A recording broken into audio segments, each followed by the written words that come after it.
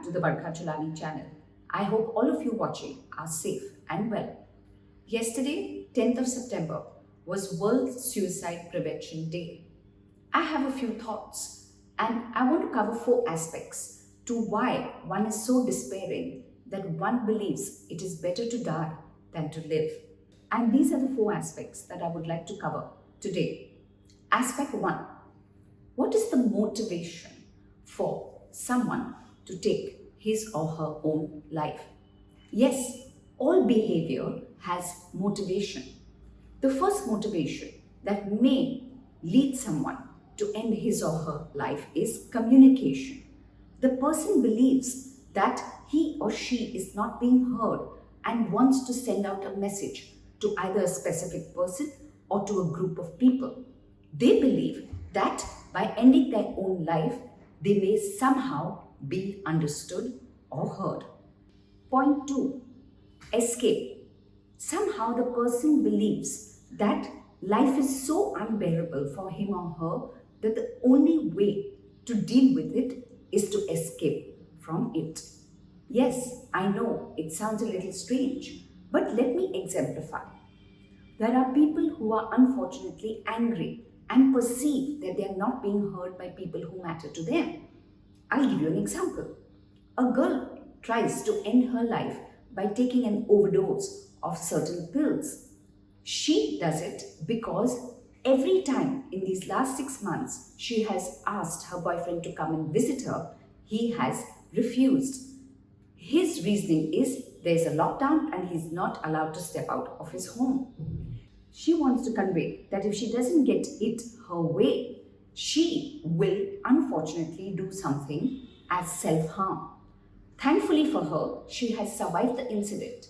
But can you see how the motive of communication has gone through? Take another example. A businessman loses money and is in severe debt. He believes that he has to escape life because he has a philosophy that he will never be able to regain that kind of money. His reason for self-harm is escapism. It is very important for us to underscore the motives for suicide. And the main primary ones are communication and escape. Then comes the second facet of why do people end their lives? People end their lives, many of us think, only because of external factors, and some believe only because of internal factors. Not true. It is a combination of both, internal and external. The internal factors being the psychological state of the person, his or her affectability, and the external being sometimes lack of family support, business losses, loss of love, abusive relationships, and what have you. Take for example the girl again. Her external factor was the boy not coming to see her during the lockdown. Her internal factor was an idea that he doesn't miss me enough and doesn't love me enough, as a result of which he is choosing not to see me. So I better do something to get his attention. The businessman. The external factor is business loss, huge amounts of debt.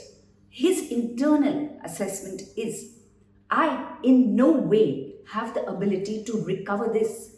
I have always believed that my self-worth comes from me earning money, and it is only proof that I am a failure. These internal factors of thinking of himself as a failure and as a loser is what makes him do the radical step of ending his life. Facet 3 or aspect 3.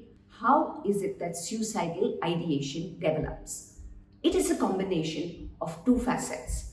Temperamental disposition, biological inheritance to have some sort of affectability. And of course then, learning. And it is this learning which is at the core of the development of belief systems or schemas as we call them. And all you need is an external trigger to evoke that schema. Take the businessman. His entire core belief or assumption is my self-worth is determined by the money I make. But naturally, that triggers a chain of thoughts and he believes he's a loser, he's a failure, and that his being neck deep in debt only shows to himself and the rest of the world how he is no more a man. Take the girl. She has a core belief or a schema that her life is incomplete without a man. That triggers a set of thoughts that the very fact her boyfriend is not willing to come and see her is only indicative of how no one loves her, and she believes further that she is always going to be left alone because she's unlovable. So might as well end life. So, biological disposition, affectability, and core learning, beliefs, schemas, assumptions, or personal roots is what determines suicidal ideation. Which brings me to aspect 4. What is it as a community all of us can do to prevent suicide? I think the first thing that we need to underscore is that problems always exist. You have it, I have it. It is the range of problems that you and me are subjected to in the external world. Problems never end, problems simply change, which then again brings us to the idea, what do we need to do to build emotional stamina so that those schemas, those core beliefs are not so easily triggered? Education. And I do believe we can prevent suicide literally by training correctly from the crib. When our child is born, teaching him or her sensible attitudes and ideologies of how to live sensibly, how to think correctly, will usually take him or her towards coping mechanisms when life doesn't go according to plan. I think since we learn beliefs and we are not born with beliefs, it is very important for us to also be aware that we can unlearn beliefs. And it is education that will teach us sensible thinking.